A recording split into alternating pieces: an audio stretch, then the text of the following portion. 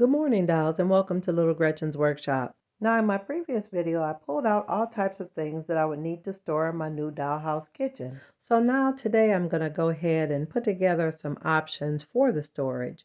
So I found some scraps from some jumbo craft sticks and other little pieces that I thought would make nice sized shelves. Now I'm just sanding them off and I trimmed them to be similar lengths. Now, dolls, you know I didn't measure, but I did try to make sure they were a reasonable match, so that when I make the shelves, they'll fit in the corner evenly. Now, I made several different kinds because I'm going to need to put them in different parts of the kitchen. So I figure since I made a variety, I'll be able to use each of them somewhere in the kitchen. Now, some of the shelves are deeper than others depending on the types of things I'm going to put on them. Now, if you haven't seen the video, when I sorted through my items, you may not understand what I mean, and I will put a link in the description so you can see that video as well. So now I'm matching up some of the brackets that I'm going to use to mount my shelves on the wall. Now, some of the brackets are the ones that were made from wood from those lovely pieces that I got from the estate sale last summer. And you see I'm just lining them up just to see where I want to place them. And I'm going to do like a corner shelf because I think that'll work out well for a lot of the things I need to store in my kitchen. Now, again, these are simply 2 jumbo craft sticks, and I'm gluing them together. The longest side I'm gluing to the end of the other side with a little bit of my Weld Bond glue. And you see here I'm just simply holding them together until they catch.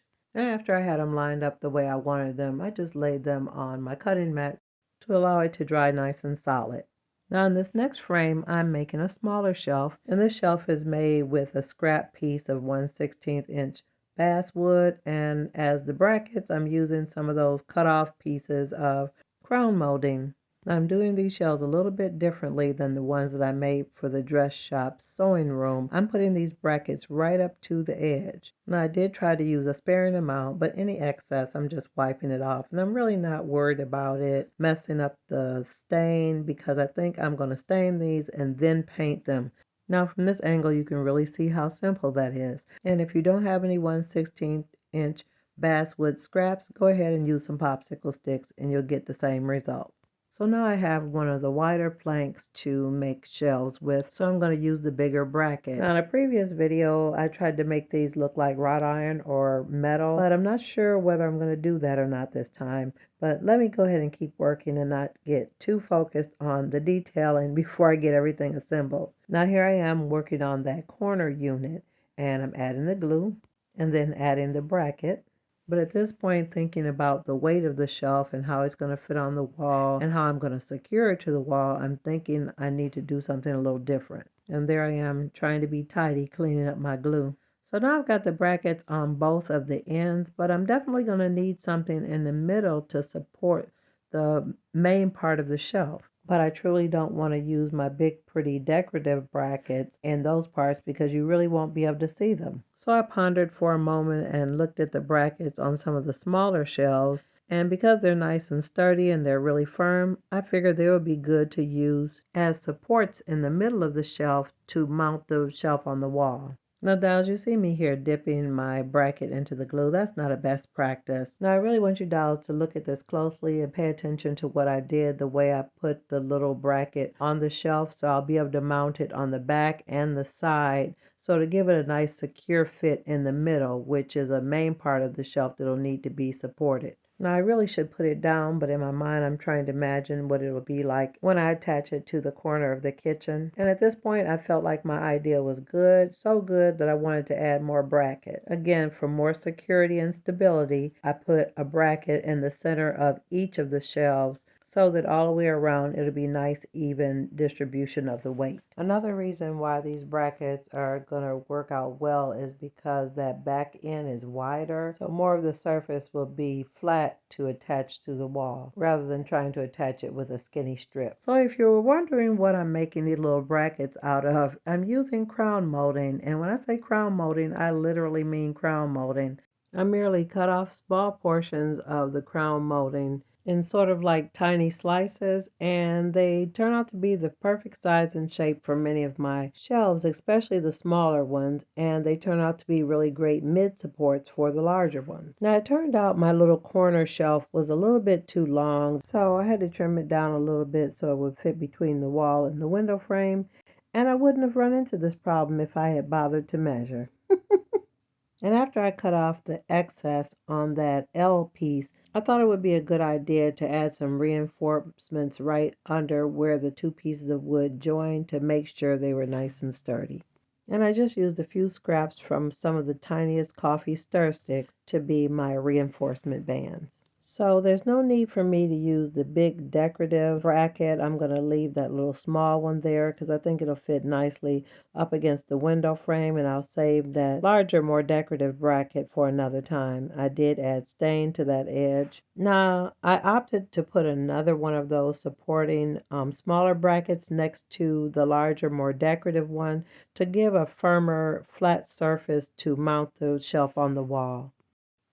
Now that I've resolved most of the issues with the shelves, I think it's time that I go on and make a rack to hang the cast iron pots on. Now I could just put the nails directly in the wall, but I want to make it movable in case I want to change things around. So I've got a simple piece of 1/16 inch basswood, and it was actually a scrap or a remnant, and it was already painted in this vintage mint green color. And I'm just drilling some little holes in it, and I have some little pins, the very same pins that I use to create pin hinges for my doors and cabinets. So I simply cut the points off of them, and I've dipped the flat tips into a little glue and placed them right into the little holes that I drilled. Now it would have been a good idea to measure to space out my pins on the little board, but I didn't. I just wanted it to be enough room for a few pots and a couple pot holders. Now I did check the length of this little rack, and it's going to fit really nicely right below the shelf that's going to be above the sink. Now, dolls, in this next frame, I'm just making another shelf. I found another really nice piece of wood scrap, and it's almost the same width as a popsicle stick, but it was already cut and it was nice. So I'm just adding brackets to it to make an additional shelf. And I gave it pretty much the same treatment by adding the stain and sanding it to wear down some of the stain and make it look worn. Now let's take a moment to remember what the kitchen looked like without the shelves. So we have the stove, the refrigerator, the sink, and the table. And you see we've got quite a few pots and pans on the stove. Now those were items I've been saving for this project, and I will leave a link for that video in the description. So I've added the clock and the telephone to the wall. So dolls, I'm just trying to give you different angles of the kitchen so you can really see how open and bare the walls look. Because I really want you to see how transformative something like shelves can be. And instantly, the shelves have added depth and dimension. To me, it actually makes the room look like it's a little bit bigger. Now that I can see what's going on with the shelves up, I can clearly see what else I need in the room. And from this angle, you can see that tiny shelf near the table. So there's still plenty of space to be creative. Now I can clearly see that I want something just above the refrigerator. Now I'm not going to fill the shelves until I work out all my details. But I also think I want another small cabinet between the sink and the stove. But overall, I really like the way things are shaping up. I'm so excited. So I hope you dolls are starting to understand these are the reasons why I say that you have to play. So while the house is quiet, let me show you what's going on in the rest of the rooms.